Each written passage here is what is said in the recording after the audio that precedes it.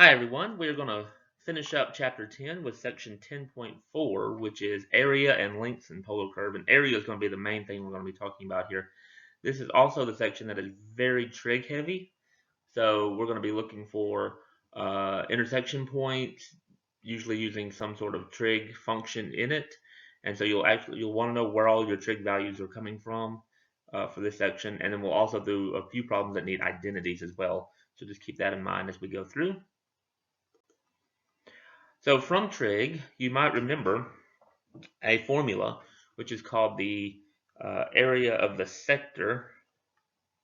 This little formula here, the area of the sector formula, which is given by the area equals 1/2 times r squared times theta.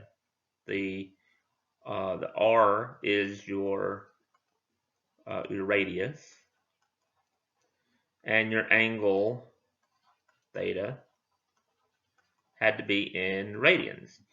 And then you just have to multiply that by 1/2.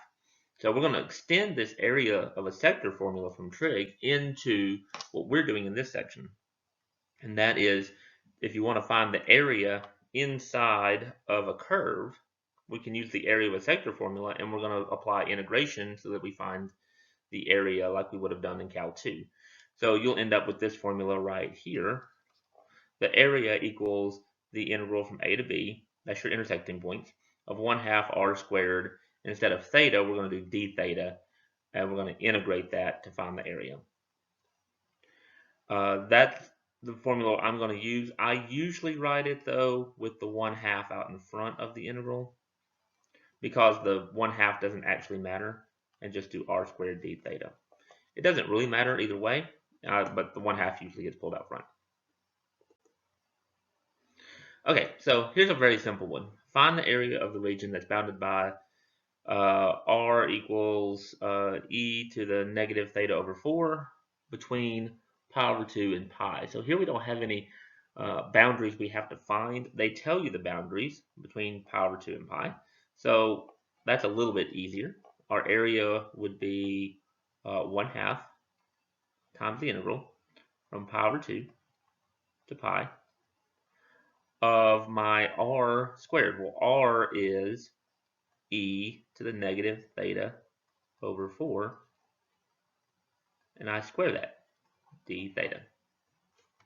And that's how I'll actually write it out. And from there, it's just integration. You're just doing Cal 2 stuff.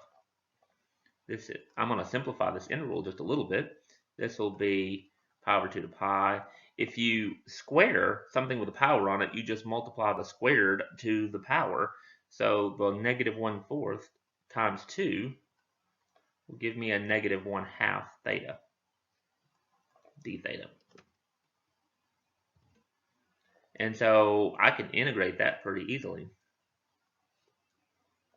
If you integrate an exponential, you can leave this power and everything the same and just divide by the derivative of the power, since the power is linear. Now you can't do that if it's got a squared power, but if you have a linear power, then that's pretty easy to do.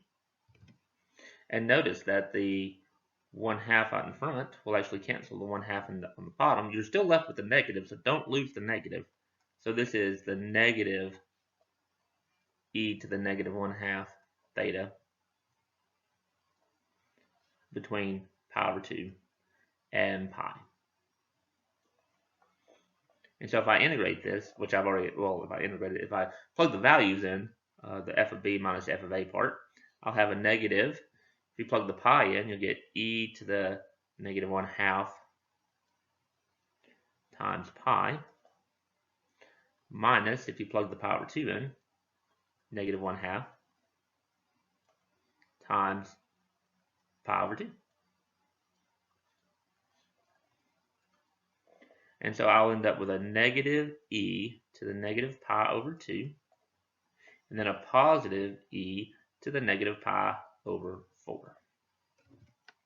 Or you could reverse it if you'd rather have the negative in between, but either way, that would be my answer. So that's not too bad, right? But I will warn you, that is the easiest area that you'll find in this entire section.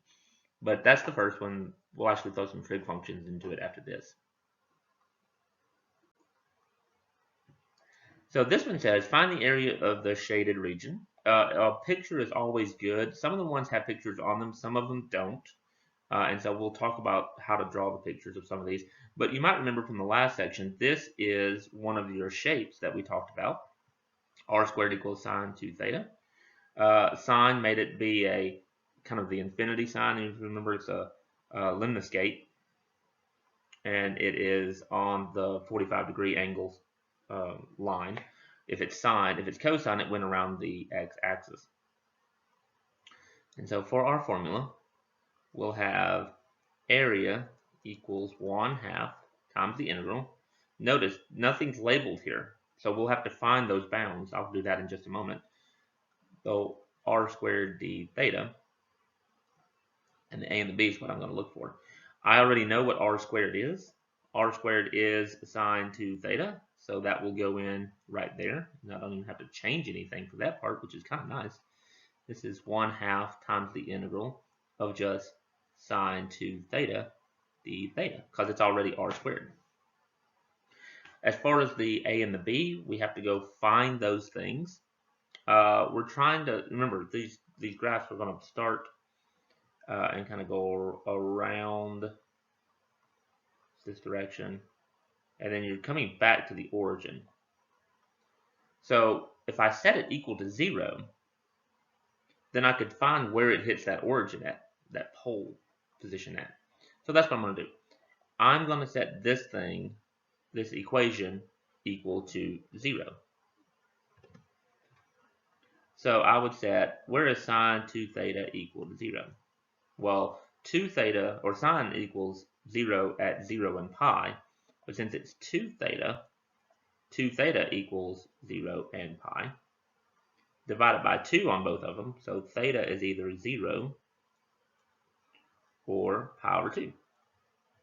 And you can plug those values in to make sure. Sine of 2 times 0 would be 0, so sine of 0 is 0, that works. If you plug in pi over 2, sine of 2 times pi over 2 would be the same thing as sine of pi, which is also 0. And so we hit that spot. So these are the two values I'm going to use, 0 and pi over 2. Now this is a pretty easy integral as well, since it's just sine 2 theta.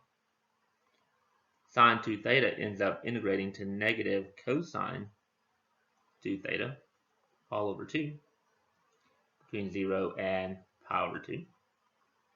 And I tend to pull that 2 out in front and the negative out in front. So I'm going to make this a negative 1/4 times cosine 2 theta. You don't have to do that. You could just plug the numbers in if you wanted to at that point, but I try to get the numbers out front if I can. So I'll have a negative 1/4 times. If I plug in pi over 2, 2 times pi over 2 would be cosine pi. And if I plug in 0, you'll just get cosine of 0.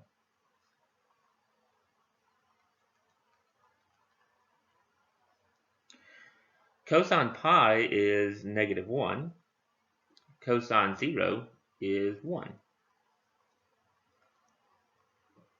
So I'll get negative 1/4 times negative 2, which is 1/2. So the amount of area inside that curve is positive 1/2. Just like in Cal 2, keep in mind your area is always positive. And so if you ever came out with a negative number, that's not good. Okay, let's try this one. Find the area of the shaded region. This one's kind of the same sort of setup. I would have area equals 1/2 times the integral from a to b of r squared d theta. Here my r is not r squared, so I have to take this equation right here, plug it in right there, but square it. So this will be 1/2 times the integral of 4 plus 3 sine theta all squared d theta. And that looks bad, but it's going to get worse. We're going to have to FOIL that thing out. And you'll also want to come out with what are our boundaries. So we're integrating from this point, going around this direction, ending up to this point. Notice it doesn't hit at 0. It does not hit at the origin. So setting this equal to 0 does you no good.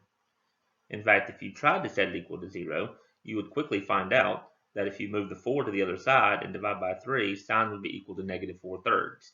That's not possible from trig because here it doesn't actually hit the origin.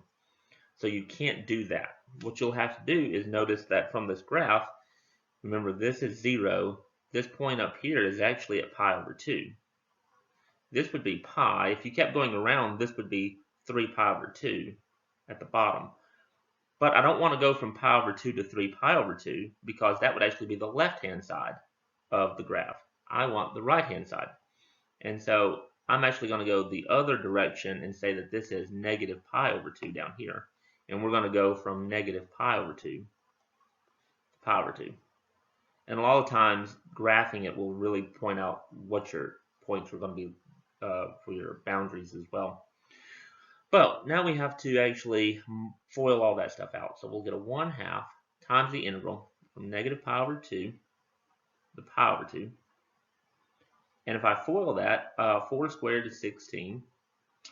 4 times 3 is 12, doubled is 24, so I'll get 24 sine theta. And 3 squared is 9, so I'll get 9 sine squared theta d theta. So if you FOIL it, you'll get to this point right here. Now I can integrate the number 16, and I can integrate sine theta. But you know from Cal 2, you cannot integrate sine squared. You have to do an identity for that. So this little part right here, you have to do an identity on that sine squared. And so the identity I would use is that sine squared theta is the same thing as 1/2 times 1 minus cosine 2 theta. So you might remember that identity, or maybe you learned it the whole thing divided by 2, or maybe you learned 1/2 minus 1/2 cosine 2 theta. Whichever one you learned is okay. I like this one just because, again, the 1/2 can always be factored out front. So I'm going to replace this 9 sine squared theta with actually 9/2 times 1 minus cosine 2 theta. And so my area here will be 1/2 times the integral negative pi over 2 of 16 plus 24 sine theta plus 9/2 times 1 minus cosine 2 theta d theta. Now the 9/2 would get multiplied times the 1, so you could combine the 9/2 and the 16 together if you wanted to. If you don't, it doesn't really matter. I'm going to multiply the 9/2 across and combine them. So we're going to get 1/2 times the integral from negative pi over 2 to pi over 2. This will be 16, 24 sine theta. This will be 9/2 minus 9/2 cosine 2 theta. And I can actually integrate each one of those pieces. But like I said, I'm going to go ahead and put together the 9/2 and the 16. So 16 would be 32/2 plus 9/2, which would be, oops, I left the 1/2 off in front, which would be 41/2.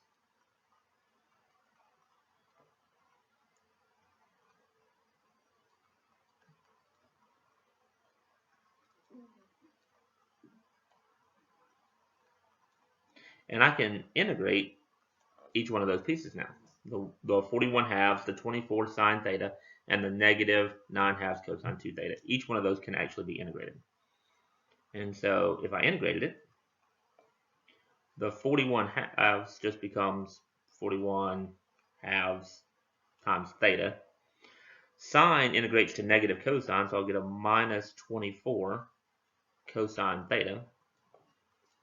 And cosine integrates to sine, so I'll get a minus 9/2 times sine 2 theta over 2. Between negative pi over 2 and pi over 2. Now, at that point, you can go ahead and just plug numbers in if you want to. or we can try to simplify this a little bit, which is what I'm going to do. Like for instance, the 9 halves and the 2 on the bottom could make a 9 fourths, if you want to do that. If you wanted to, you could also multiply the 1/2 across. Again, I'm going to leave it out front.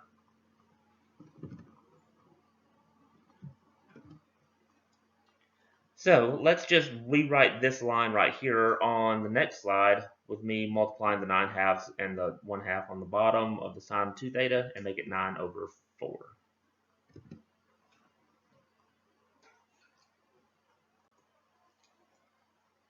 So my area would be 1/2 times 41 over 2 theta minus the 24 cosine theta, and then I'd have 9 over 4 sine 2 theta between negative pi over 2 and pi over 2. And then I'd plug numbers in. So if I plug in the pi over 2, I get 41 over 2 times pi over 2 minus 24 cosine pi over 2 minus 9 over 4 sine of 2 times pi over 2, which is sine of pi actually,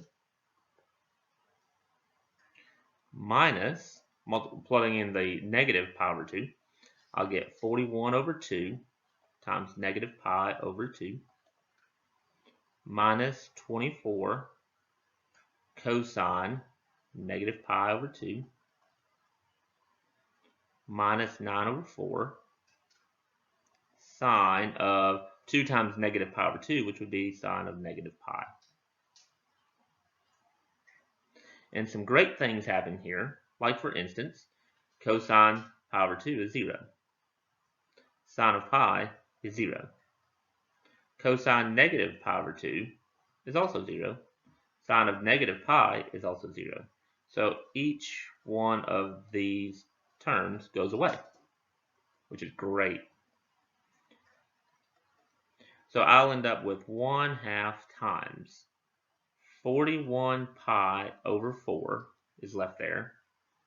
And then I'll have a 41 pi over 4 that gets added to it as well, because of the minus sign on the negative pi over 2 makes it positive.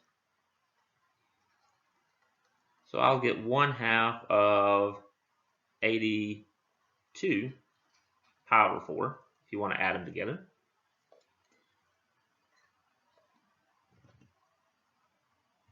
And then cut it down in half because of the 1/2 out in front. So the 2 cancels the 84 and makes it 41 again. So my area is 41 pi over 4 square units. And that's my answer. That one's kind of a long one, but that's not the worst one we'll see.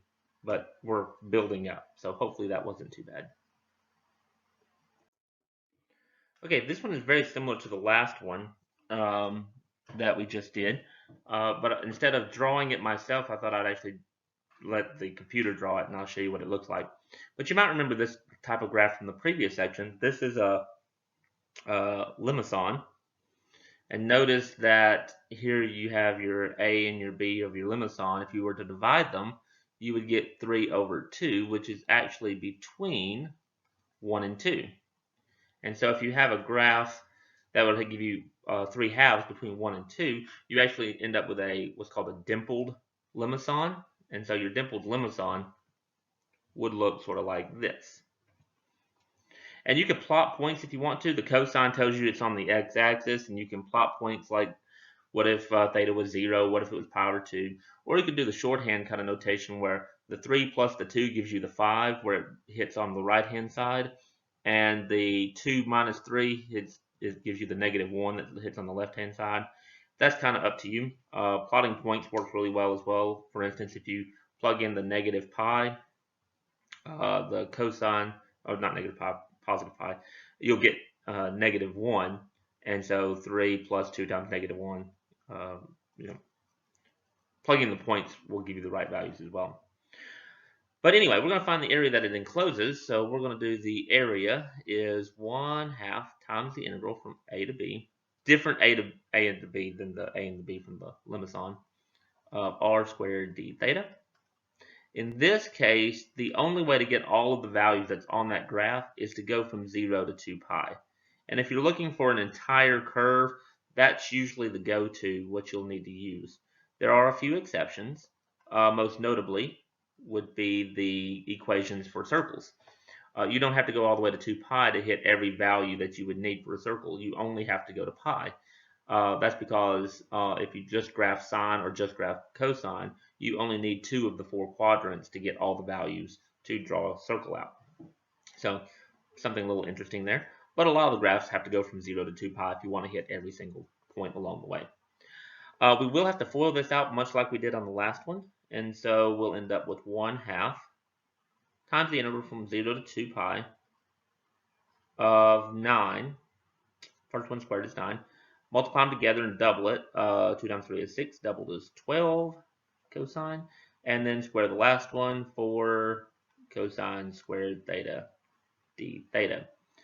Just like on the last one, though, I can integrate the number 9 and I can integrate the 12 cosine theta, but I cannot integrate cosine squared. You know that from Cal 2. And so we will do cosine squared, the identity, as 1/2 times 1 plus cosine 2 theta. It's the same identity as it is for sine squared, except it has a positive on it instead of a minus sign in between. And so we will replace that in so that we can integrate it. So I'll end up with 1/2 times the integral from 0 to 2 pi of 9 plus 12 cosine theta plus 4 times 1/2 of 1 plus cosine 2 theta.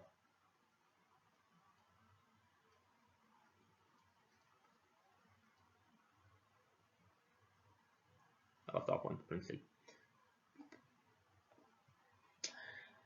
Now, when you have an even number on there, it actually makes it look a little bit nicer because I can do 1/2 of the 4 and make it a nice 2, which is really good.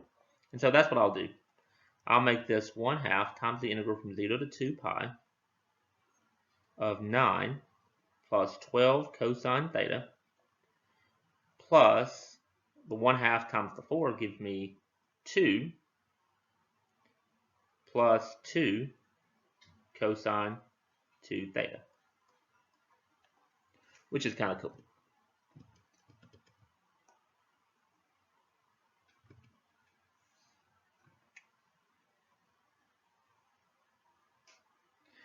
At that point, I can add the 2 and the 9 together to make 11.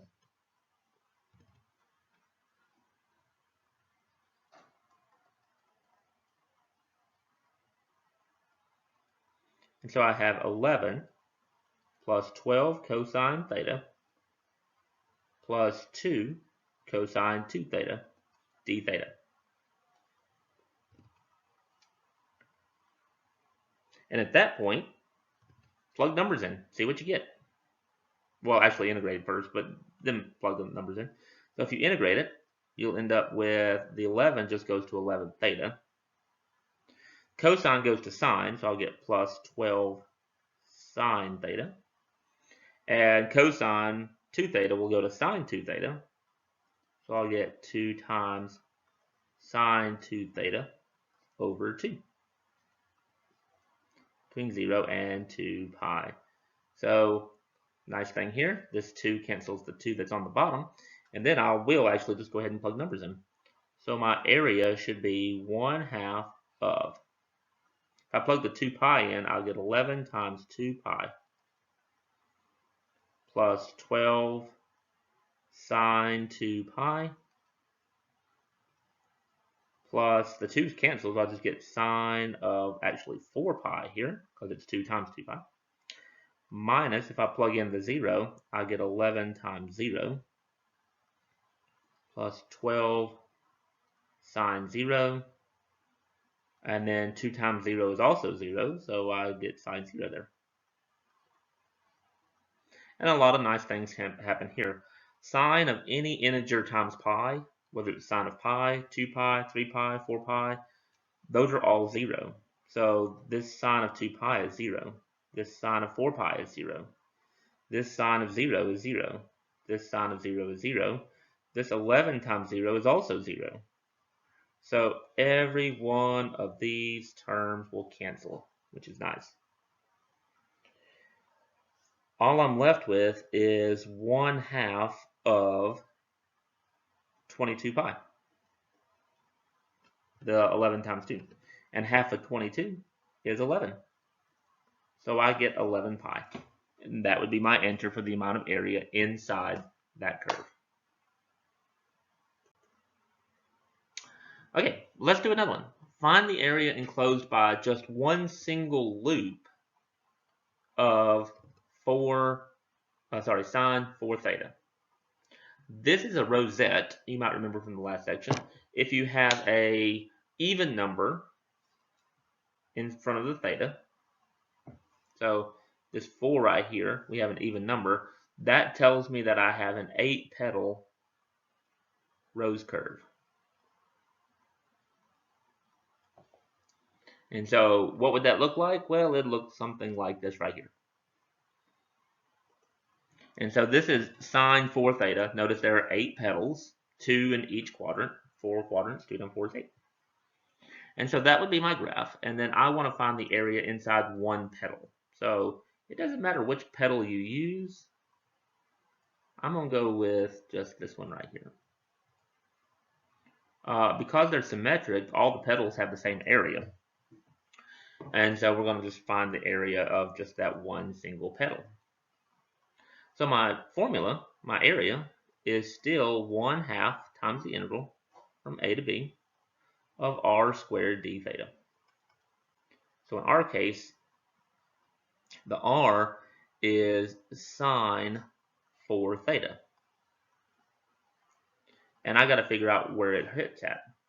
Remember though, when it does hit, it's going to come around, it's going to start at the origin, come around, and then go back to the origin. And then it'll go through the origin to make another loop and another loop and another loop. But they always go back to the origin. It's always going out and coming back.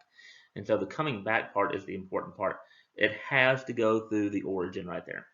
And so we'll use that to our advantage to find the a and the b by setting sine 4 theta equal to 0. Well, sine is 0 at 0 and pi. But I would divide it by 4 and say that theta actually is 0 and pi over 4. And so that would be my two values for that first petal. That would be around the outside of this petal and back.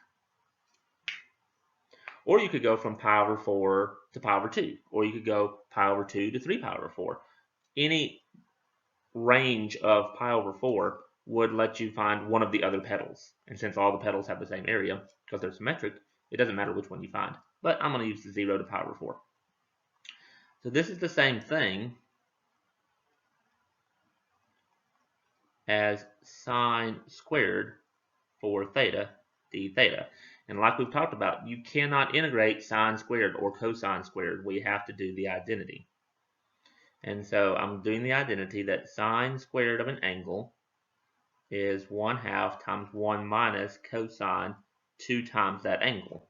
Since I have a 4 theta in the problem, if this angle here inside my identity was a 4 theta, it gets doubled once it puts it into the other side. So if I have a 4 theta, I'm going to make it be an 8 theta. And so I'm going to go from 0 to pi over 4. And I'm going to make this be 1/2 of 1 minus cosine 8 theta. And hopefully that makes sense. The 1/2 part of the identity will come out with the 1/2 of the formula, and I'm going to make that a 1/4. And I'm integrating 1 minus cosine 8 theta, which I can do actually fairly easily. If I integrate the number 1, I just get a theta. If I integrate cosine, it goes back to sine. So I'll have a minus sine 8 theta, and I'll divide it by 8 for the derivative of the 8 theta between 0 and pi over 4. Then you're just plugging numbers in. So I'll end up with a pi over 4 minus 1/8 sine of 8 times pi over 4 would give me 2 pi. If I plug in 0, I'll end up with 0 minus 1/8 sine 0. And kind of like on the last one, a lot of this stuff goes away. Sine of 2 pi is 0. Sine of 0 is 0. The number 0 is the number 0. So 3 of these terms go away. And I'm left with my area is just 1/4 times pi over 4, which is pi over 16. And that would be the area inside one single petal of sine 4 theta. Okay, let's try this one. Find the area enclosed by the inner loop of the curve. So this one has a inner loop. This is a limison as well. Since it is sine, it's going to be on the y-axis.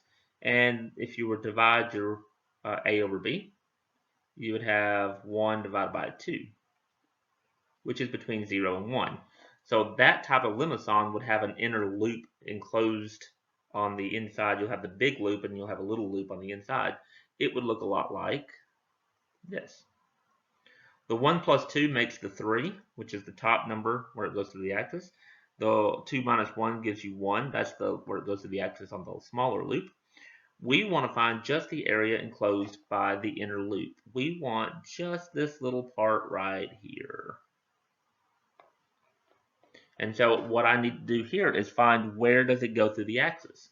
And it'll go through the axis in 2 different spots. Well, 2 different times it will go through the axis because it'll loop around.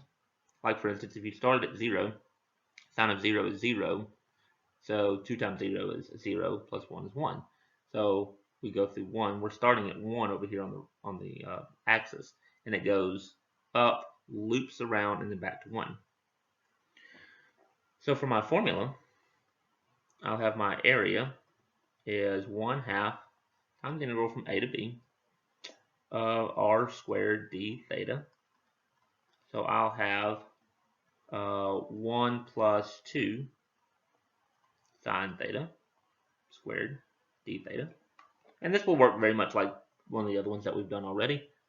I need to set the equation equal to 0 to see where it actually hits right here as it's going transversing around this inner loop.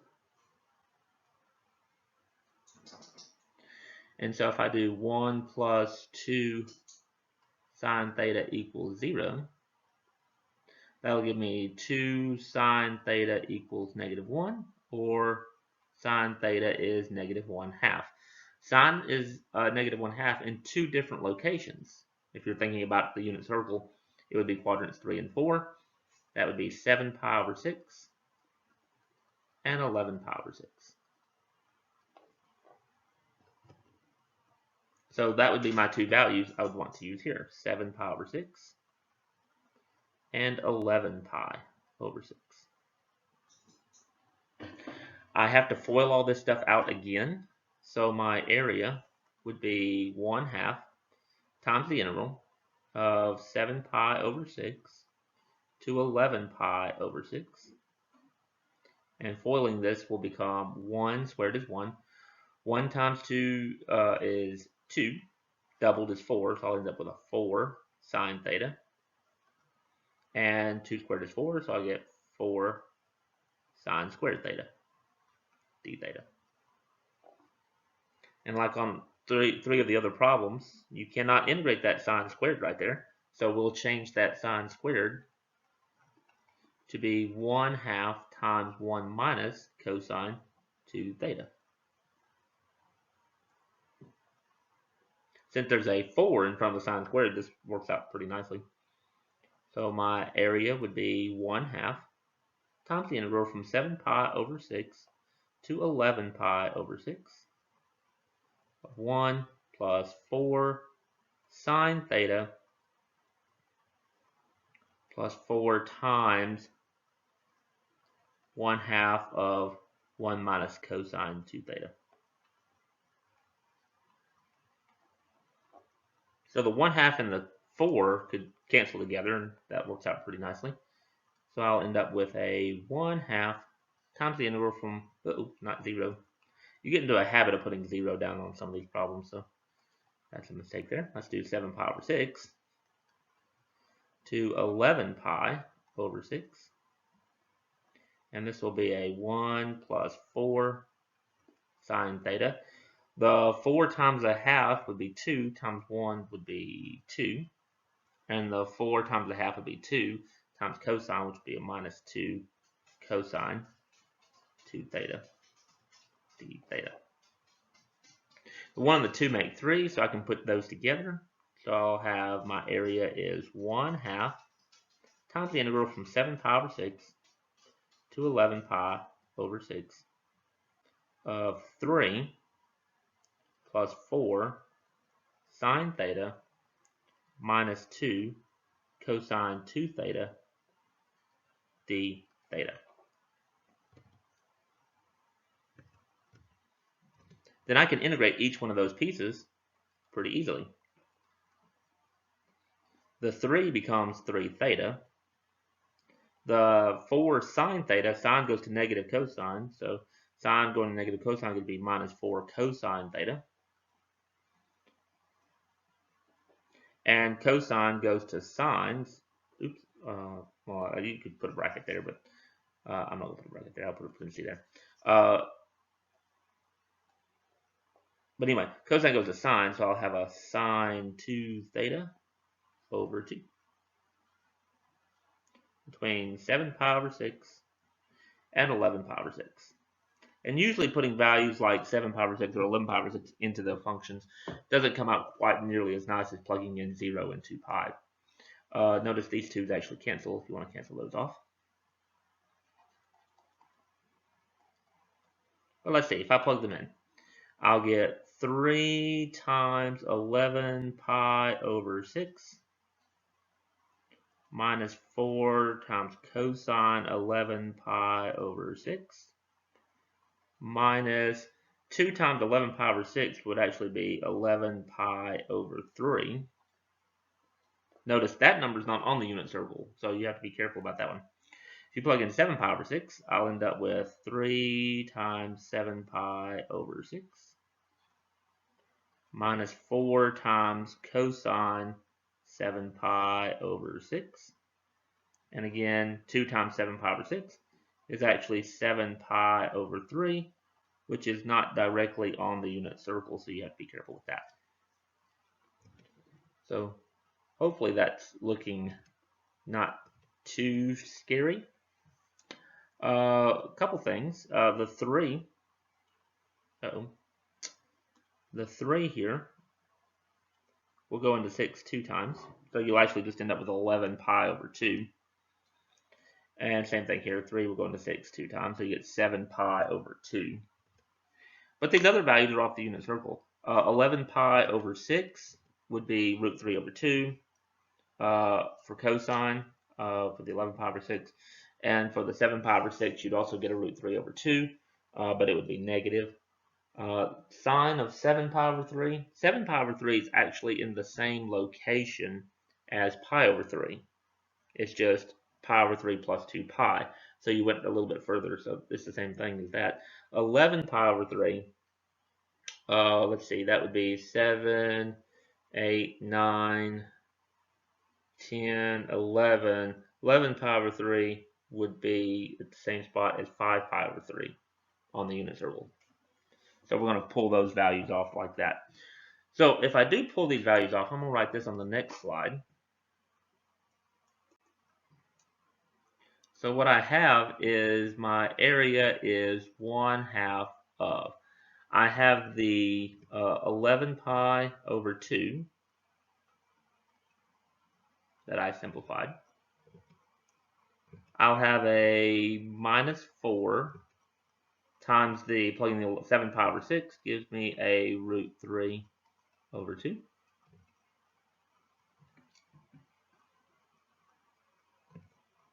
And then the 11 pi over 6 in there, not the 7 pi over 6.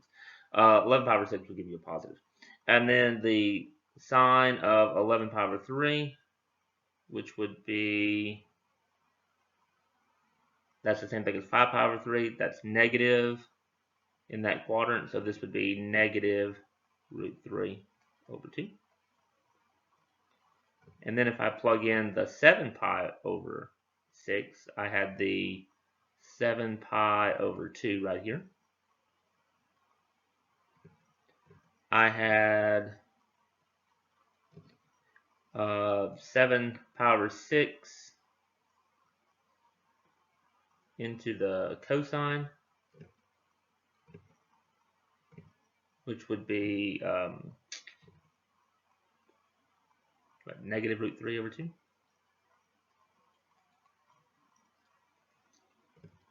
And then the 7 pi over 3, which would be the same thing as pi over 3. So sine of pi over 3 was root 3 over 2. So I have a minus root 3 over 2. So let's simplify that and see. Hopefully, I did some of that in my head, so maybe this will come out kind of nice. 11 pi over 2.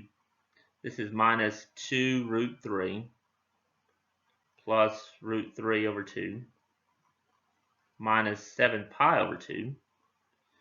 A negative and a negative is positive, and another negative is negative, so this is a minus 2 root 3. And the two negatives make a positive root 3 over 2. And so some of that stuff can go together.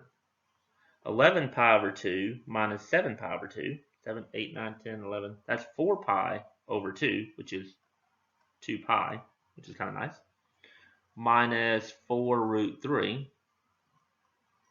And root 3 over 2 and root 3 over 2 would be 2 root 3 over 2, which is just root 3. Oh, so those actually go together as well. So I get 2 pi minus 4 and 1 would give me a minus 3 root 3. Or you could multiply the 1/2 across if you wanted to and get pi minus 3 root 3 over 2. And that would be my area, which that one didn't come out quite nearly as nice as some of the other ones, but it's okay. It's not too bad. There are ones that come out worse than that one as well. So hopefully that's not too bad. Okay, so this one you'll notice has two different equations. That's because everything up to this point we've been finding the area inside one curve or one leaf. And at this point what we're going to do is find the area using two different curves where they intersect at. So this first one, this one right here, is the equation of a circle. And the other one, you might notice, is a limicon. In fact, it's a limicon if you divide the b over the a, or the a over the b. If you divide them, you'll get 1, and so it is a cardioid. And so since it's a cardioid, you'll get that little hook. They're both cosines, so they are going to be both on the x-axis. So if you graph them, they look something like this. If you see in color, you have the red one being just the circle. The blue one is the cardioid with the dimple here on the pole on the x-axis at the origin. And so we're going to find the area that says inside the first curve, which is the circle. So you want to be inside the circle, but you want to be outside the cardioid. So inside the circle and outside the cardioid would be this little area right here. Kind of looks like a crescent moon, I guess. So crescent moon type shape. So what we need to do is find the intersecting points. So the intersecting points here and here. And so to find those intersecting points, what you want to do is you set the two equations equal to each other. So we need to know, where does 3 cosine theta, where does that equal 1 plus cosine theta? And those things would be equal to each other at the intersecting points. So if you subtract the cosine from the right-hand side to the left-hand side, you'll have that 2 cosine theta equals 1, or cosine theta is 1/2. That's a 1 right there, 1/2. And so we have 2 spots. If you're looking at the unit circle, you'd find that in 2 spots. Either theta is pi over 3 or 5 pi over 3. But in this case, you do not want to use the 5 pi over 3. The reason is because pi over 3 would be this point right here, because you're rotating in the counterclockwise rotation going up this direction. And so we would get to that point. That would be pi over 3. 5 pi over 3 says you kept going that same direction to get down to this other point. But we don't want that. We don't want the curve on the left-hand side. We want it on the right-hand side. So we actually have to go back the other direction. We have to go this direction to get to this point down here. And so instead of 5 pi over 3, we're going to use the negative pi over 3 angle that you would have found if you would have rotated the other direction. And so here my area would be 1/2 times the integral of negative pi over 3 to pi over 3. And at this point, remember, it's r squared d theta. Well, the r squared is much like what you would have done when you found volume back in Cal 2. You have 2 different equations. You may have done things like top minus bottom or right minus left. You have to do the same thing here. So in this case, we're going to do basically the right minus the left of this equation. And if I do right minus left, the right one is the circle, the 3 cosine theta. So I'm going to do cosine theta squared, that would be the furthest right one, minus the inside one, which would be minus 1 plus cosine theta, all squared, d theta. And that's how you would set it up, which is kind of nice. Now, one thing that you also may notice is that this is an even function. It is symmetric. The same amount of area on top of the x-axis is below the x-axis. And since we're going from a negative angle to that positive same value angle, you could double the integral and just go from 0 to the pi over 3, which would be a little bit easier. So that's actually what I'm going to do. I'm going to make this be 2 times 1/2 times the integral, and now I'm going to go from 0 to pi over 3. And I can do that because it's symmetric top to bottom. If you do just this part up here and double it, it would be the same area. And so inside here I'll have a cosine squared minus, and then the other part I have to FOIL. I get 1 squared is 1, then I multiply them together and double it, so I get 2 cosine theta, and then a cosine squared theta.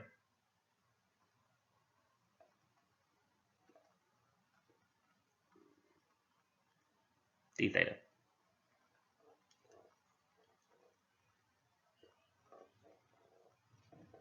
And so the 2 and the 1/2 cancel each other. So that's really nice. These things will go away. And all I'm left with is the integral from 0 to pi over 3. And anytime you can do this, I'll suggest doing it, doubling it so you can get rid of the 1/2, and it just makes it easier to plug zeros in. So we're left with a cosine squared minus 1 minus 2 cosine theta minus cosine squared. Ooh, that looks nice.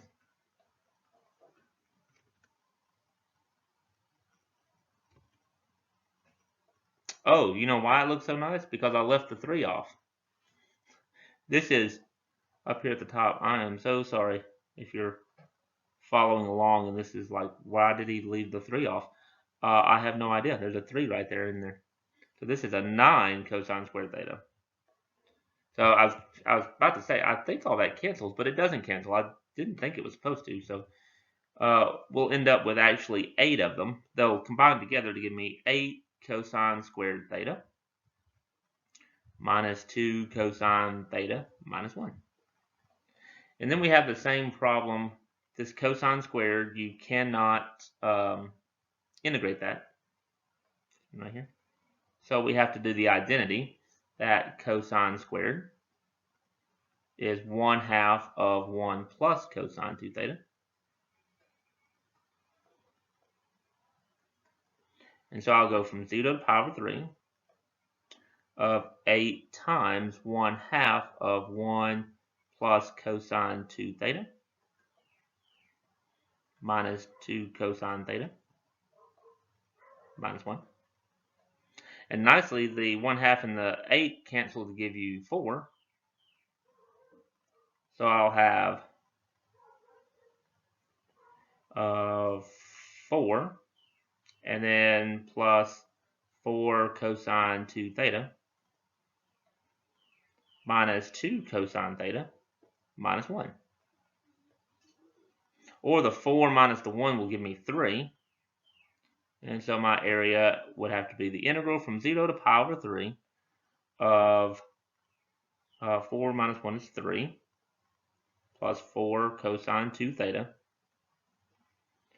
minus 2 cosine theta. And I can integrate that. The 3 turns into 3 theta. The cosine 2 theta would go to sine 2 theta over 2. And the cosine theta would go back to sine theta. And I'm plugging in 0 and pi over 3. I better move that to the next line. I don't think it'll fit right there. And so my area would be, if I plug in 3 theta, I have, my 3 didn't show up. Ooh, that is not a 3. My pen quit working for a minute there for some reason. 3 times pi over 3.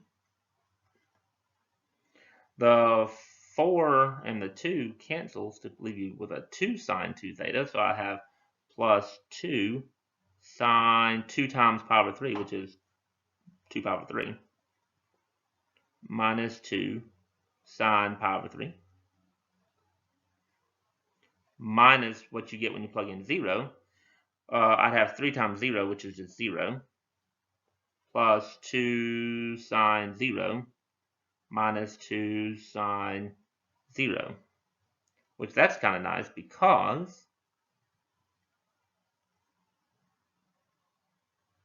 this one goes away. Sine of 0 is 0, so that one goes away, and sine of 0 is 0, and that one goes away. So all I'm left with is pi, 3 times pi over 3. Sine of 2 pi over 3 is root 3 over 2. And sine of pi over 3 is also root 3 over 2. So actually, this term and this term cancel. The whole answer is exactly 1 whole pi, which is kind of ironic. At least I think so. But that would be that one. That's the area outside of the cardioid and inside of the circle. Okay, this one's a little tricky. Find the area that lies inside both curves. And this one's a little tricky because of the way that it's set up. This is 2 circles. 3 sine theta and 3 cosine theta. They are 2 circles that intersect. And so they would look like this. Let's do the other color. Sine theta is the blue one, the one on the y-axis. The 3 cosine theta is the red one on the x-axis. The 3 tells you how far out to go, the diameter basically. And we want to find the area that lies inside both curves. So we want this little leaf looking thing right here. Now, one thing that's a little different here is if I were to solve, like for instance, where they intersect. I have 2 intersecting points. One of them is at 0. One of them is at that point there.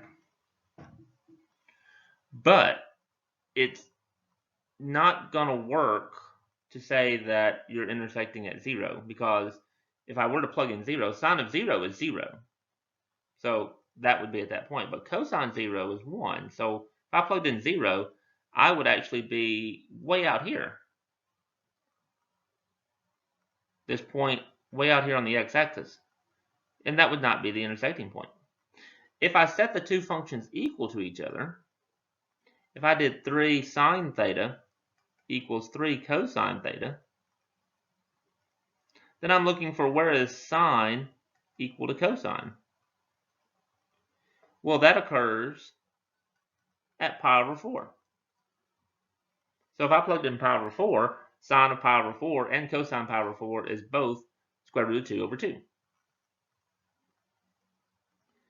Times 3 would be 3 root 2 over 2. That would be this upper point.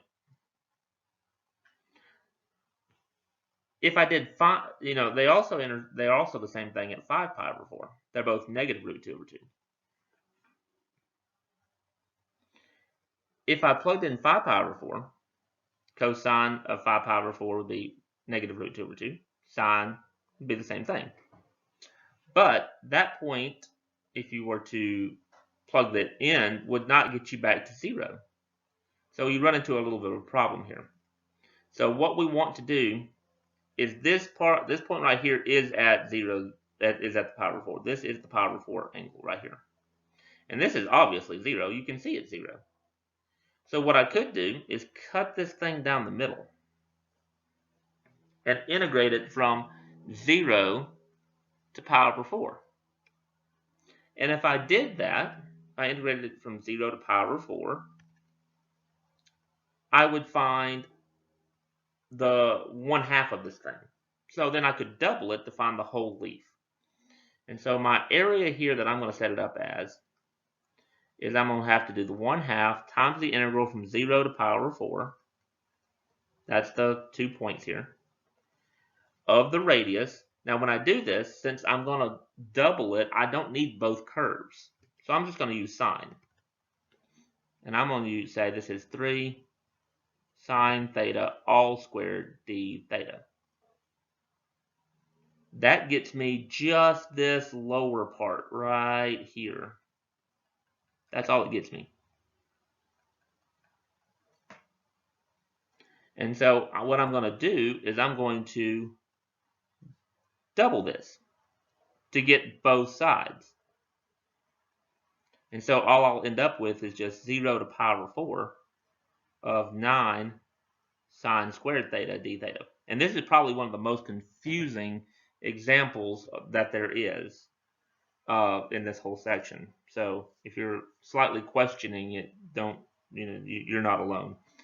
But that's what's going on. If you plugged in pi over 4, your cosine is starting from the 3 and rotating this way, but sine is starting at the 0 and rotating that way. And so they intersect here. But they obviously intersect at 0. So but I can't use 0 for cosine or I'll start in the wrong spot. So that's part of the reasoning, if that makes some sense. So the 9, I'm just going to move out front.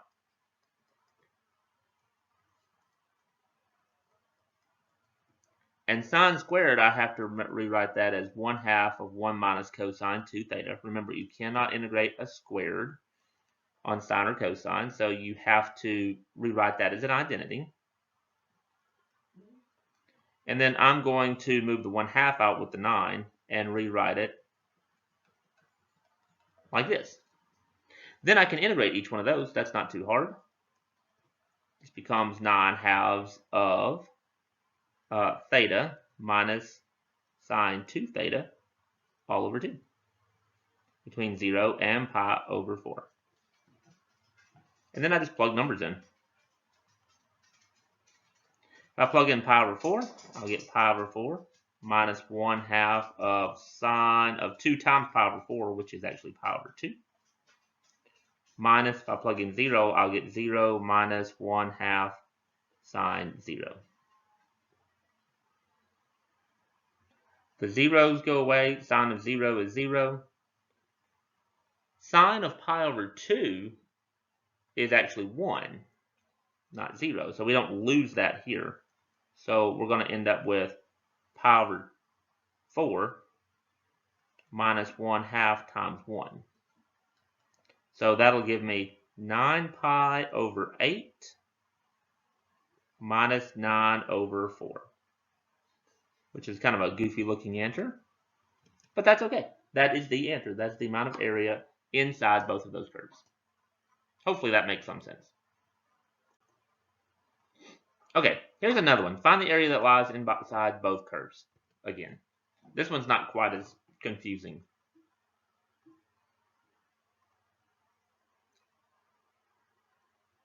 Oh, by the way, one other thing that I just thought about on the other one, because they're circles, you only have to go to pi to get the answer.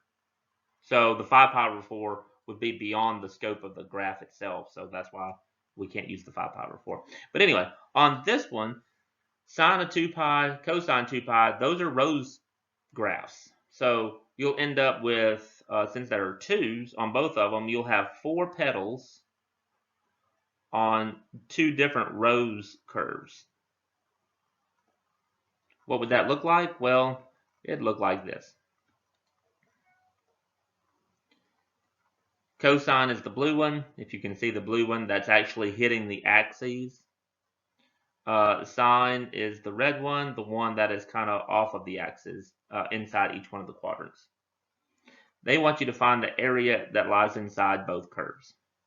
So inside both curves, you'll notice there's a little spot right here, which would be inside both curves. And there's actually 1, 2, 3, 4, 5, 6, 7, 8. 8 little spots where those curves overlap that you can find area that lies inside both curves. So instead of doing it 8 different times, why don't we find the area of one of those shapes, because it's symmetric anyway, and just multiply the answer by 8? I think that would make the most sense.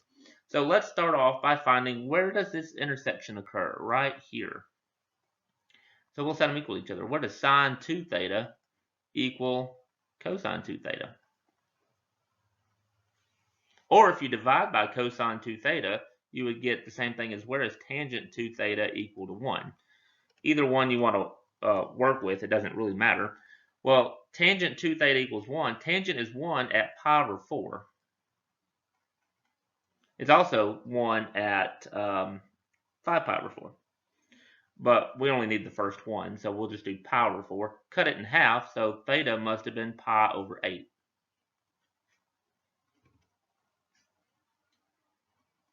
So we're going to use pi over 8. Now, this is going to have the same sort of problem that the last one did. It obviously starts at 0, but since cosine starts at 0, if cosine was, if you plug in 0 on cosine 2 theta, you're actually way out here at 1 on the axis, on the x-axis. So what I'm going to use is just one of the graphs and double it. So I'm going to double it and multiply it by 8 because there are 8 different spots. So my area normally would be 1/2 times the integral from 0 to pi over 8. I'm going to use one of the curves, so I'm going to use sine, just like I did on the last one. Sine 2 theta squared d theta. But because I'm only using one, and I need to flip it, double that area, because again, this graph, this area formula right here, will take this little section, cut it in half, and I'm only finding this bottom part. So I need to overlay it up to the top part to get that other half of that petal.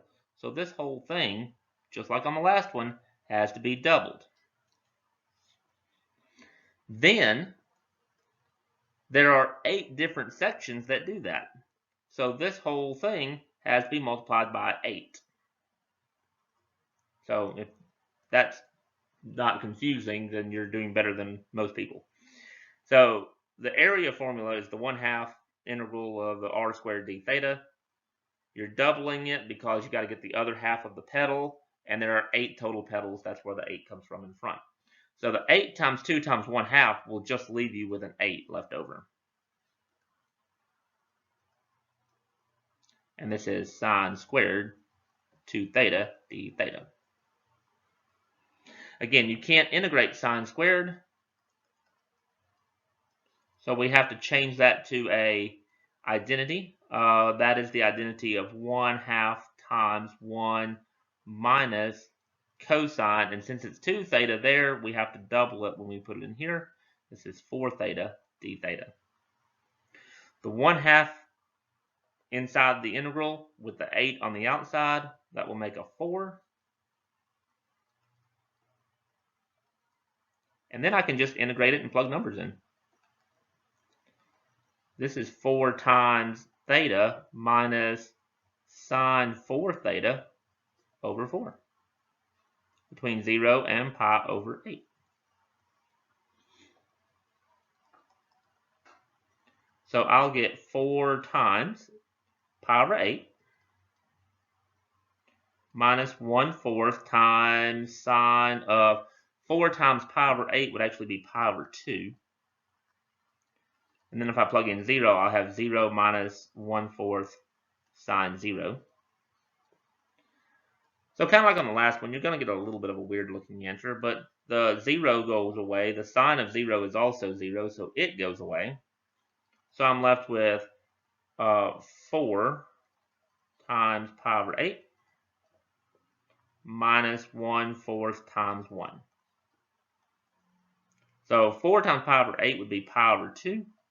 And the 4 times the 1/4 just cancels to give you 1. This area is pi over 2 minus 1. And that would be that one, which hopefully isn't too bad. Okay, this one says find all the points of intersection. Find all the points of intersection. So this is a circle, sine theta, article sine theta, that's a circle. So you'll see a circle that kind of looks like this top ring at the top. The other one is your cardioid with a negative sign. It's actually on the negative y-axis, so you end up with a cardioid. And from the picture, you'll see that there are actually 3 different spots where they intersect. One is right here, one is right there, and one is at the origin. So we should find 3 different values. If I were to set these equations equal to each other, something kind of weird happens. If I add the sine theta from the right hand side to the left hand side, I'll get 2 sine theta equals 1. So sine theta equals 1/2. That occurs in 2 locations. That would be at pi over 6 and 5 pi over 6. And if you were to plug in pi over 6 or 5 pi over 6, either one, you would get the 1/2 that you set it equal to. And remember, your points are r theta, so we have the point 1/2 pi over 6. And you have the point 1/2 5 pi over 6. Remember, the 1/2 is how far out from the origin. So these 2 outer dots, this one and this one, are your pi over 6 and your 5 pi over 6. Remember, to do a circle, you don't have to go all the way around the 2 pi. You only have to go to pi. And so the one on the right-hand side is the pi over 6 angle. The one on the left-hand side is the 5 pi over 6 angle. But that only gives me 2 different points. The other one, you can't really find without graphing it, which is a strange idea, because they intersect, they hit each other, but you can't solve for that point algebraically. And so in this case, they do hit at the point 0, 0, and we call this spot where they hit a pole. And so the pole, not necessarily the point 0, 0, but the pole would be where they come together at. So this is the 3 different spots. And actually on WebAssign, you would type in the word pole for that third point, if there is a pole point that has to be found. Okay, let's talk about the length of a curve. We'll do a couple of examples of that, and then I believe we'll be done with this section. So the exact length of a curve, we talked about length of a curve in the last section, but we haven't in this section. So the formula is a little bit different. So your formula here for the length of the curve on a polar curve is the integral between two numbers, alpha and beta, or whatever, a and b if you want to use a and b. And it would be the square root of r squared plus dr d theta squared d theta. That would be the formula for the length of the curve. Now, I didn't do the picture here, but mainly because it told you to find it between 0 and 2 pi. So there was really no reason to have a picture, but you could draw it out if you want to. The length of my curve on this one would be from 0 to 2 pi of r squared. So my r is theta squared, so I have to square that, plus dr d theta. So I have to take the derivative of that. So theta squared would become 2 theta, and then I have to square that, d theta. So it's r the way it is, squared, and then the derivative of r squared underneath the square root. And then from there, it's just use your best integration skills to figure out what this is. This is theta to the fourth plus 4 theta squared. So hopefully you notice there's a theta squared in common. I could pull the theta squared out in front and have a theta squared plus 4 left over. The square root of the theta squared would come out in front. So I just end up with a theta times the square root of theta squared plus 4. And this looks a lot like a u sub. If I was to let u be the stuff underneath the radical, the du would be 2 theta d theta. So if I was to put a 2 right here and a 1/2 in front, this 2 theta d theta, these two together make my du. The stuff underneath the radical becomes my u. And so I end up with 1/2 times the integral of the square root of u du. I do want to change my limits as well.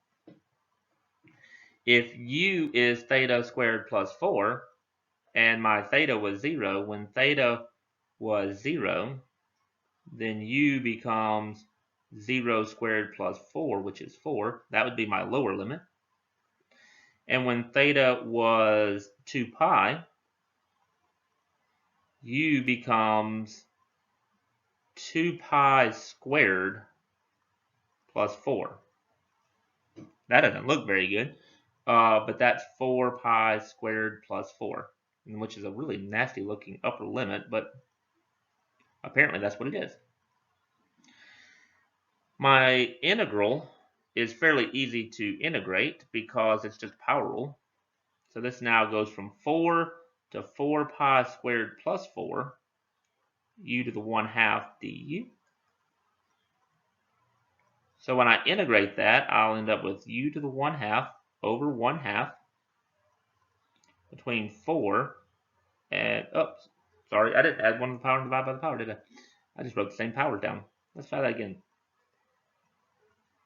3/2. 1/2 plus 1 is 3/2. And then I'll have a 4 pi squared plus 4. So I'm going to flip that fraction on the bottom and make this a 2/3. And then I'm going to plug stuff in. This is 4 pi squared plus 4 to the 3/2 minus 4 to the 3/2.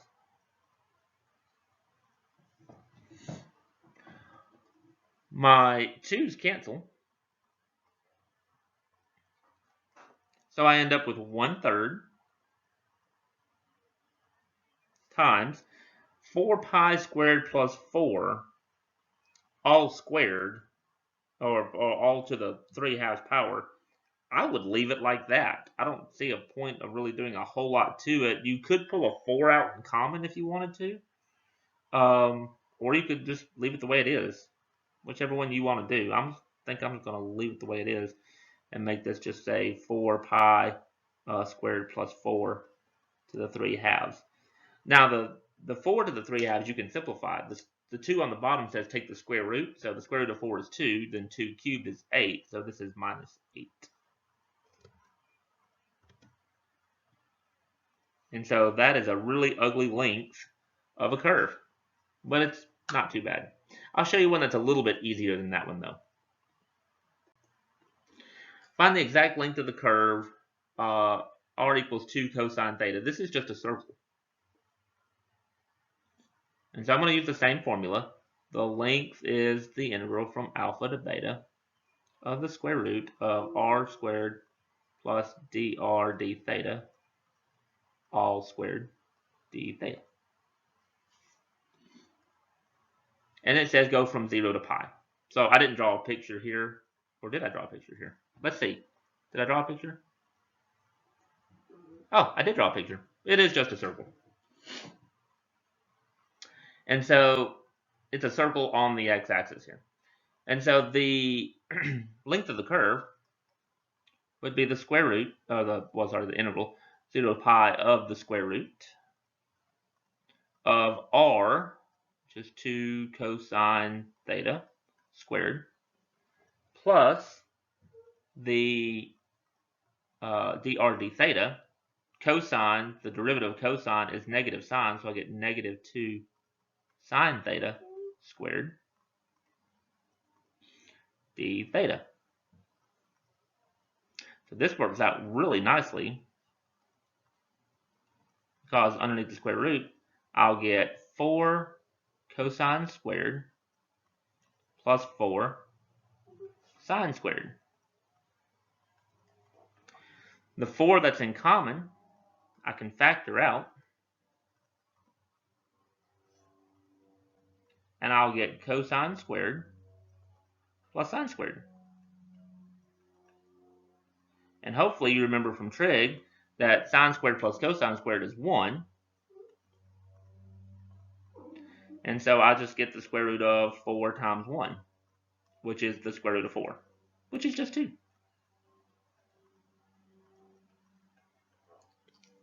So if I integrate just the number 2 with respect to theta, I'll get 2 theta. And I just plug in 0 and pi. So I get 2 times pi minus 2 times 0, which is 2 pi.